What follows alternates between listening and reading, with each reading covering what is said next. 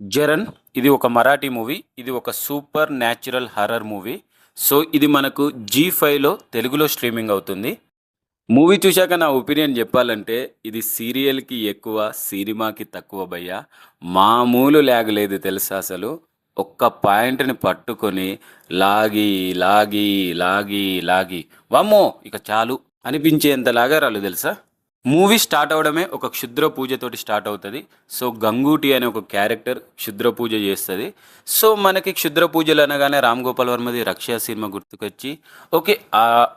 Same మాడ్యులేషన్‌లో ఆ రేంజ్‌లో ఉంటే పర్లేదు అని అనుకున్నాం. కానీ మూవీ స్టార్ట్ అయిన తర్వాత ఇటు సూపర్ న్యాచురల్ గాక, అటు సైకలాజికల్ థ్రిల్లర్ గాక మామూలుగా ఉండదసలు. Torture to the core. మరి ఈ మూవీని మరాఠీ వాళ్ళు ఎందుకు లేపారో, మరాఠీ వాళ్ళకి ఎలా నచ్చిందో మనకు తెలియదు గానీ, మన తెలుగు ఆడియన్స్‌కైతే ఇది ఒక ఔట్‌డేటెడ్ స్క్రిప్ట్. స్టోరీలోకి వెళ్తే పూర్వీకుల ఇల్లు యాన్సెస్టర్స్ ఇల్లు అమ్మేయడానికి మన రాధ అనే క్యారెక్టర్ హీరోయిన్ అక్కడికి వెళ్తది.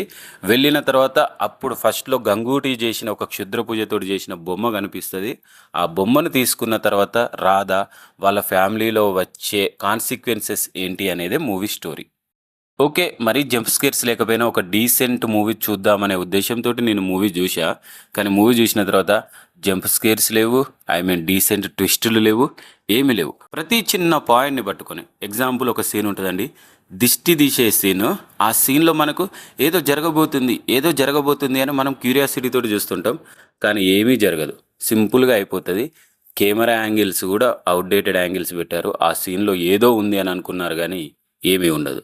అయినా పర్లేదు. ఒకసారి చూద్దామని అనుకుంటే ఇది జీ5లో తెలుగులో స్ట్రీమింగ్ అవుతుంది. ఒకసారి చూడండి. చూసి కూడా మీకు ఎలా అనిపించింది అనేది మాతోటి కామెంట్ బాక్స్‌లో షేర్ చేసుకోండి. Thank you so much. Love you all.